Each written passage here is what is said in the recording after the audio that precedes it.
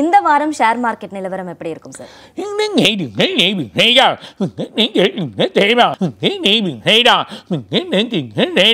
முக்கியமாக நீங்கள் வந்து ஷேர் மார்க்கெட் பேலன்ஸ் இல்லாமல் போகுது. அது பர்டிகுலராக இந்த 3 மாதமாக ரொம்ப பேலன்ஸ் இல்லை. ஏன்னா அமெரிக்காவோட அமெரிக்காவோட வழிகள் அவங்க போட்டிருக்கிற சட்டங்களில் பேலன்ஸ் ஆகுது.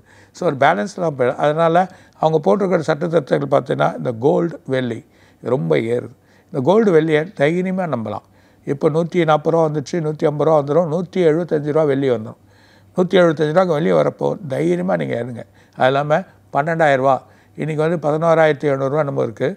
ஸோ கோல்டு 24 கேரட் 12,000 ரூபா கிராஸ் ஆகும். 12,000 கிராஸ் ஆகிறதுக்கான நிலமை இருக்குது. சில இடத்துல கொஞ்சம் ஸ்லாக் ஆகும், ஆனால் அதுக்கப்புறம் மிகப்பெரிய அளவில் ஏறிடும். அது இல்லாமல் எப்போ விழும் கோல்டுனா டிசம்பர் மாதம். ஸோ டிசம்பர் மாதம் கண்டிப்பாக கோல்டு கீழே விழும், அதுவும் வெள்ளியும் விழுந்து திரும்பி எழுந்துக்கும். ஆனால் அந்த மாதிரி நிலமை இருக்குது. இப்போது நீங்கள் தைரியமாக நம்பியிருக்கலாம், எந்த ஒரு பிரச்சனை இல்லை. அது இல்லாமல் அடுத்த மாதம் ஷேர், ஸோ கோல்டோட வேரியேஷன் கொஞ்சம் ஸ்லோவாக இருக்கிறப்போ அடுத்த மாதம் ஷேர் மார்க்கெட் கொஞ்சம் நல்லாயிருக்கும். ஆனால் ஷேர் மார்க்கெட்டை ரொம்ப நம்ப வேணாம். அடுத்த வருஷம் பாதி, அதாவது ஜனவரி, பிப்ரவரி, மார்ச்சில் பார்த்தீங்கன்னா அமெரிக்காவோட ஸ்லாக் இருக்குது. ஸோ ஒரு பெரிய ப்ராப்ளம் அங்கே க்ரியேட் ஆகுது. அதனால் ஜனவரி, பிப்ரவரி, மார்ச் ரொம்ப கேர்ஃபுல்லாக இருங்க. ஏப்ரல் மாதத்துலேருந்து சூப்பராக இருக்கும்.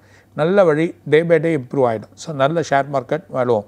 சில ஏற்றுமதி இறக்குமதினால ப்ராப்ளங்கள் வரதுனால அந்த ஷேர்ஸ் மட்டும் நமக்கு கொஞ்சம் அஃபெக்ட் ஆகிறதுக்கான வாய்ப்பு இருக்குது. அதனால் கேர்ஃபுல்லாக இருக்கிறது நல்லது. ஸோ இன்வெஸ்ட் பண்ணது கோல்டு அண்ட் சில்வர் தான் பெஸ்ட் அப்படின்றத சொல்லுங்கள்.